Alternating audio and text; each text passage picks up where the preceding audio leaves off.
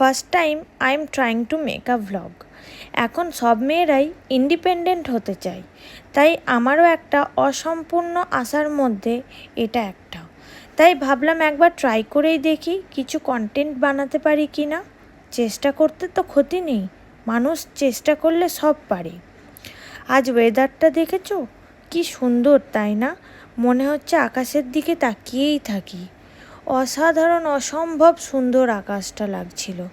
তাই এই সুন্দর ওয়েদারটা এনজয় করতে করতে আমি, আমার হাজব্যান্ড আর আমার 3 বছরের বাচ্চা নিয়ে বেরিয়ে পড়লাম কলকাতার সাউথ সিটি মলের জন্য।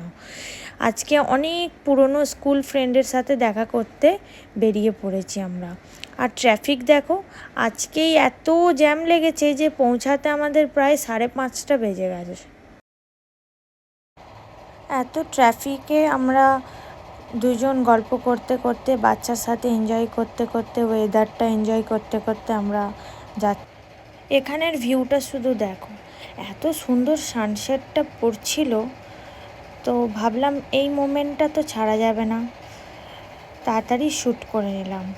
বাট আজকের একটাই দুঃখ যে আমার এত সুন্দর সুন্দর মোমেন্টগুলো আজকে আমি ক্যাপচার করতে পারিনি, কেন কি আমার বাচ্চা খুব ছটপট করছিল, খুবই দুরন্ত। তো আমি ওকে ছেড়ে আর ক্যামেরা খোলার সাহস পাইনি, কেন বাইরে ভিড়ের মাঝখানে কোথায় কি হবে, হারিয়ে যাবে, ওকে নিয়ে আমার খুব ভয় লাগে বাইরে বেরোলে। তো যাই হোক, যতটুকুই ক্লিক করেছি আমি তোমাদের সাথে শেয়ার করার চেষ্টা করছি। তোমরা পাশে থেকো, আমি তাহলে এই ধরনের ভিডিও আস্তে আস্তে অনেক দেব, আর আমার ভিডিওর কোয়ালিটি সব কিছুই ইমপ্রুভ করার চেষ্টা করব।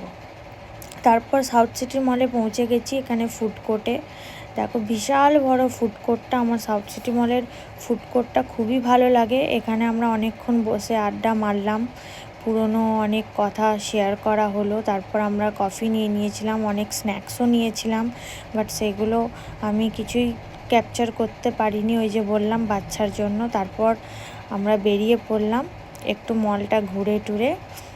খুব ভালো লাগলো, আজকের দিনটা খুব ভালোভাবেই কেটেছে।